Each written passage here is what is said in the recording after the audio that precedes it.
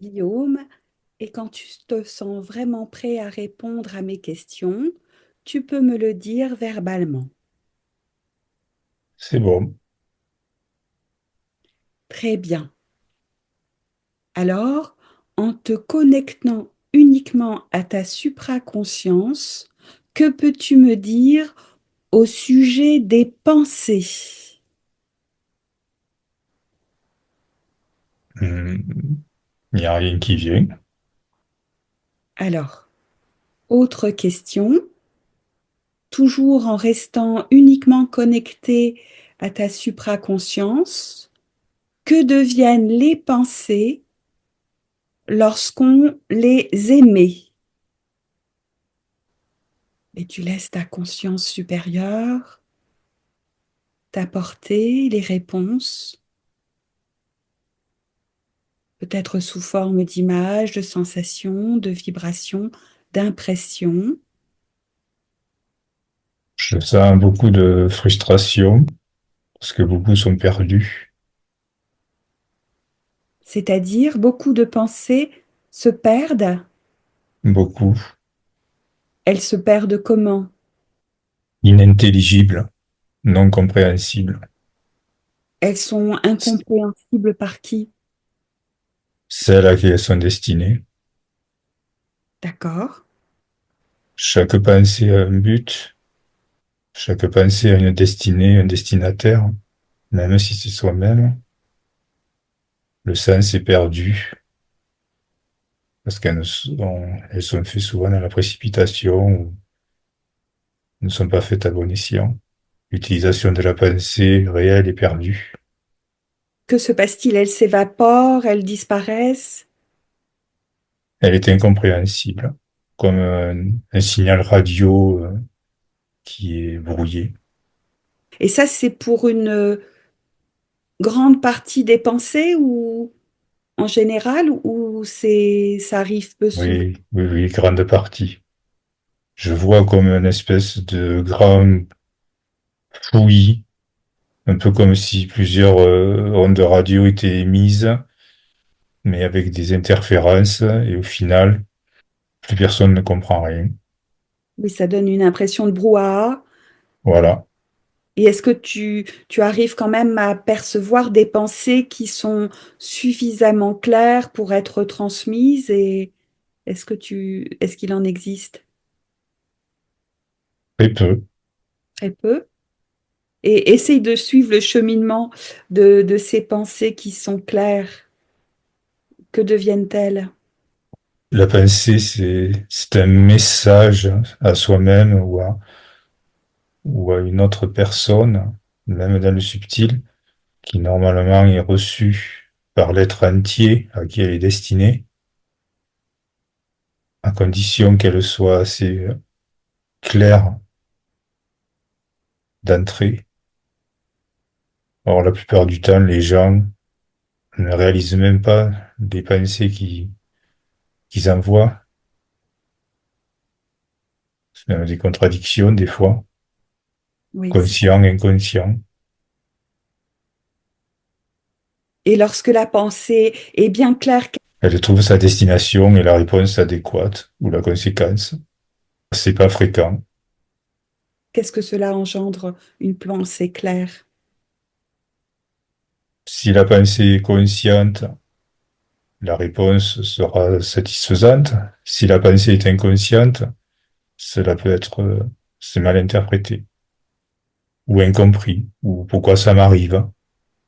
Et quelles sont les conditions pour qu'une pensée ou pour que des pensées puissent être émises clairement et puissent s'orienter de manière cohérente et pertinente? Que ça vienne du cœur, que ce soit négatif, positif. C'est tout un apprentissage qui a été perdu à refaire. Qu'on puisse la penser, qu'on la voit sur un plan énergétique, sur un plan magnétique. Il faut que l'émission soit correcte d'entrée et ce mode d'émission a été perdu. Cette émission qui doit venir du cœur, qui permet aux intentions d'être transmise de la manière la plus compréhensible. d'accord. Et ça a été perdu depuis quand, si on peut poser cette question? Est-ce que ça fait très longtemps? Depuis que l'homme s'est détaché de son cœur. Qui a créé ce détachement à l'égard du cœur? Quelles sont les circonstances? L'ego.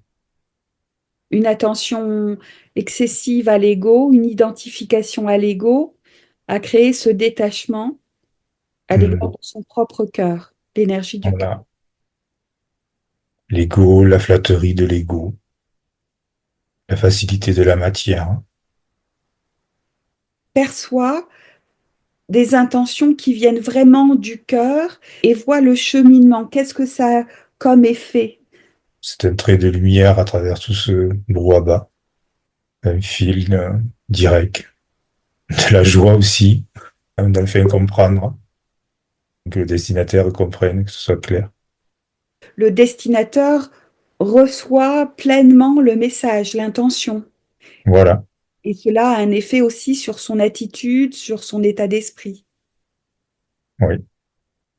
Et est-ce que ces pensées qui sont émises venant du cœur, associées à un destinateur particulier, est-ce qu'elles ont aussi un rayonnement à l'extérieur, en dehors de la Mhm. personne?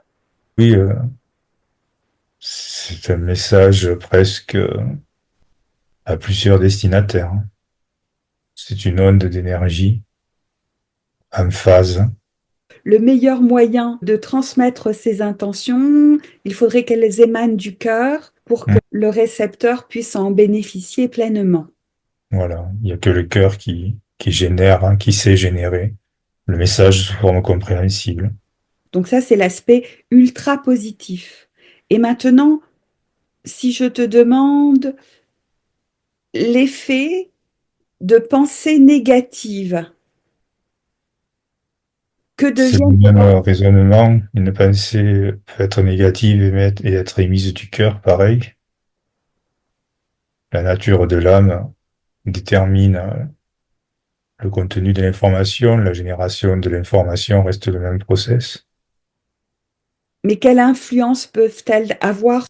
L'influence est négative sur la personne qui l'émet, sur la personne qui reçoit.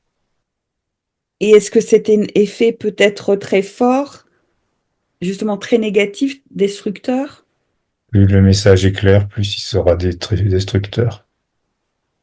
Généralement, on associe le cœur qu'à des aspects positifs, qu'à l'amour, la bienveillance, etc.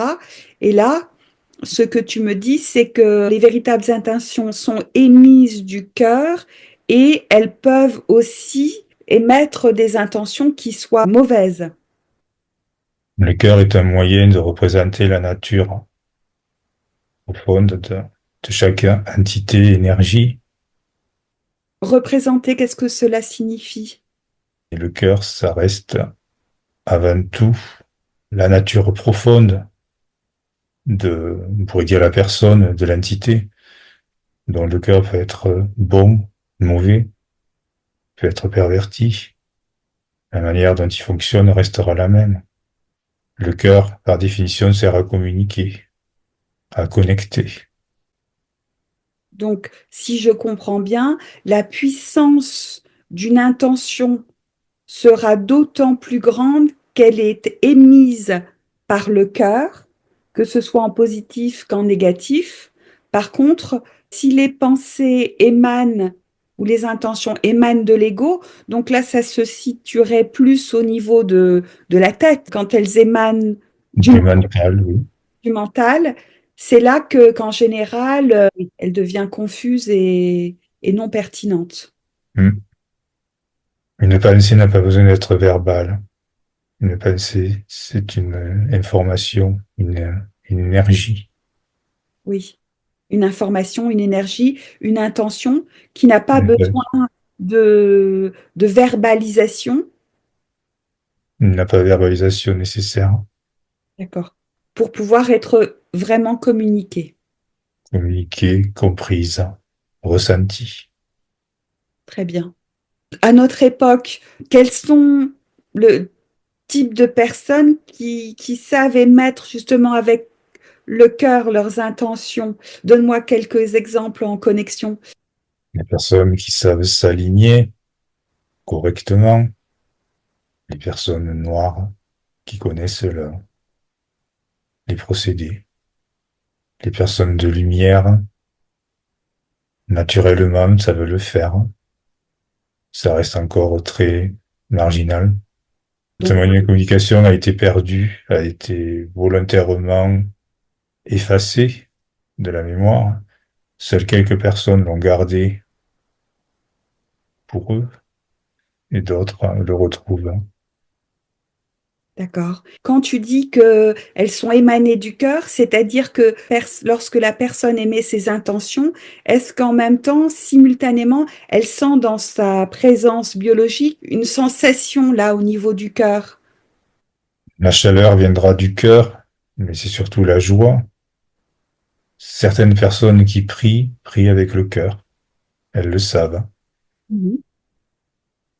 D'autres prient avec le mental, en suivant des instructions, un livre. Mais là, ça vient plus du cœur si c'est fait avec le C'est mental.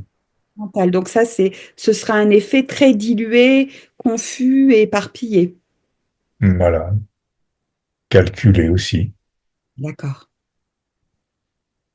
Et quand tu disais tout à l'heure que c'était une connaissance qui s'est perdue, le fait de transmettre ses intentions à partir du cœur et que ça a été volontairement effacé, qui a voulu effacer cette capacité?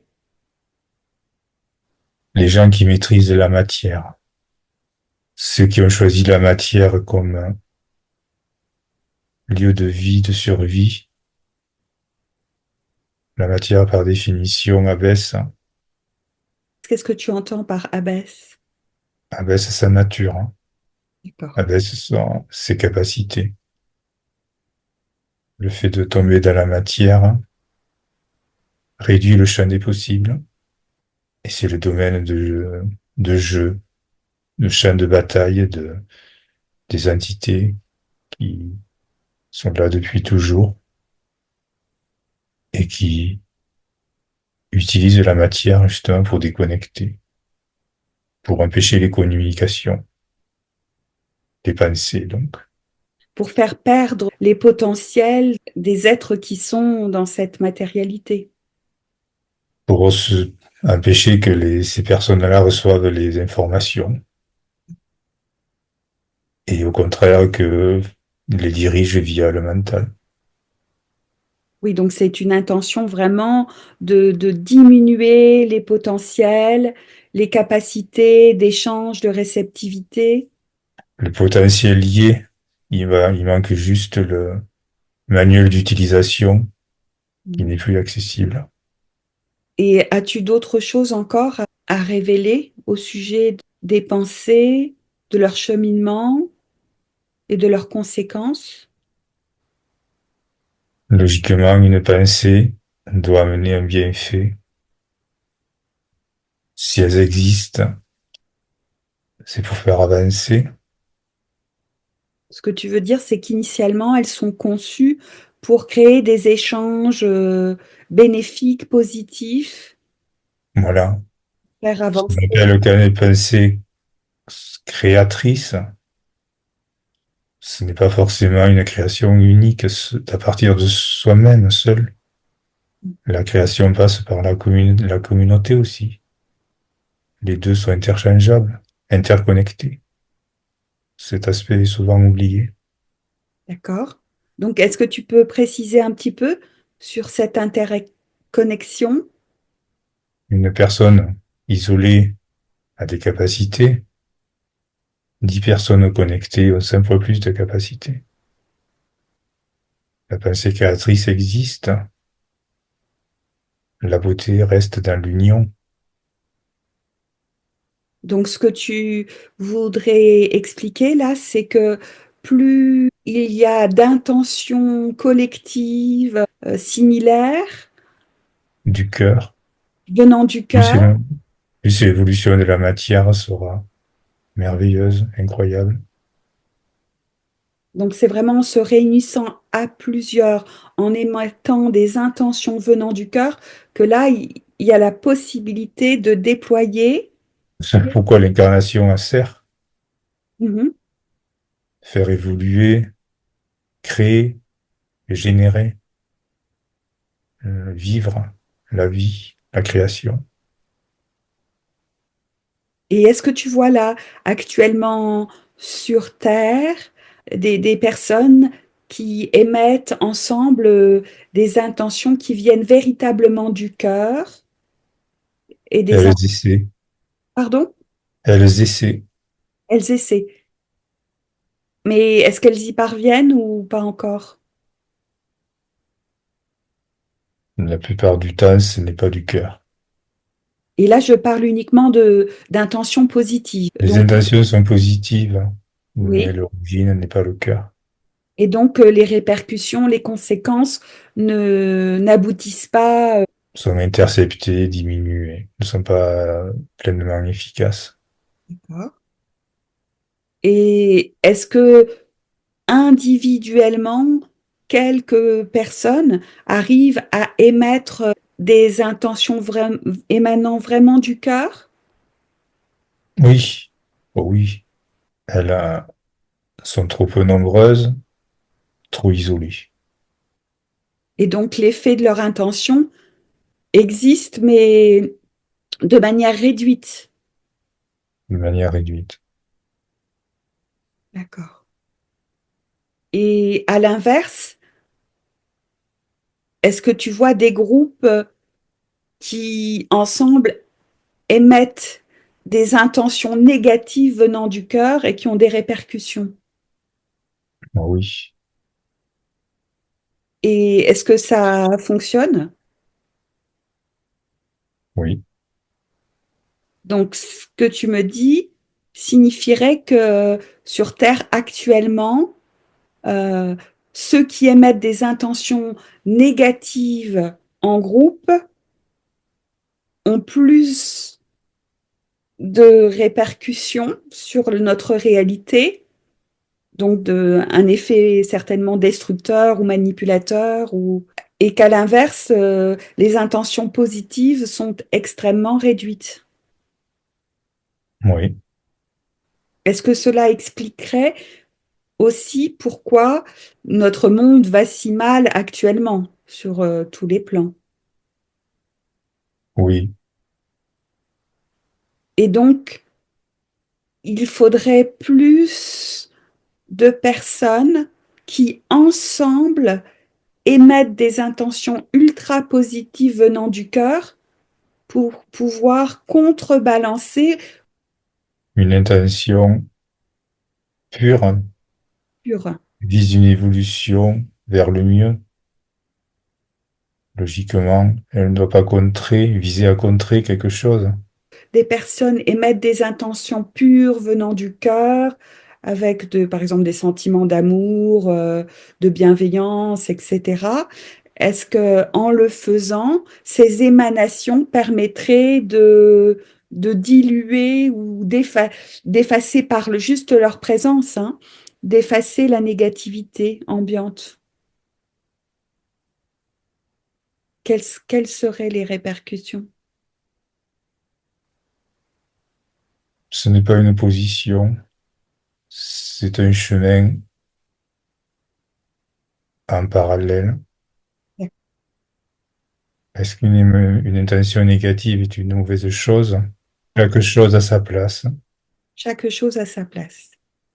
D'après ce que tu me dis, c'est que actuellement, les intentions émises venant du cœur, ce sont en général des intentions puissantes et négatives, ce qui expliquerait la dissonance de notre réalité actuelle. Et alors, je te demande, imaginons qu'il y ait tout autant d'intentions extrêmement positives qui soient émises, quel effet général cela engendrerait? Un retour à l'équilibre. Ni vainqueur ni vaincu. Un équilibre retrouvé. Équilibre entre les énergies, les intentions négatives et les intentions positives. Oui, Ça sous-entendrait quoi? Que ceux qui veulent vivre dans la négativité le pourraient et ceux qui souhaitent être dans le positif le pourraient également. Le résultat de toute chose est l'équilibre. Actuellement, c'est pas que les intentions négatives ont pris le dessus, une interprétation mentale, on va dire. C'est simplement qu'elles sont plus nombreuses que les intentions positives. Le but n'est pas de battre l'autre, le but est de retrouver l'équilibre. Que se passerait-il si ça continuait comme ça l'est à présent, où il n'y aurait que de plus en plus d'émanations, d'intentions négatives? La voie naturelle est l'équilibre. Il ne peut pas y avoir de total déséquilibre, ce qu'on traduirait par vainqueur. Ce n'est pas la voie, la vie, la voie naturelle. C'est Si- une loi naturelle. Plus d'intentions négatives appelleront plus d'intentions positives. Donc, ce que l'on voit momentanément comme l'impression d'un chaos qui, Un déséquilibre transitoire qui va être rééquilibré. La à un vie moment donné, n'aime pas le déséquilibre. donc à un moment donné, l'équilibre va se rétablir, Voilà, se coexister négativité et aspect positif. voilà.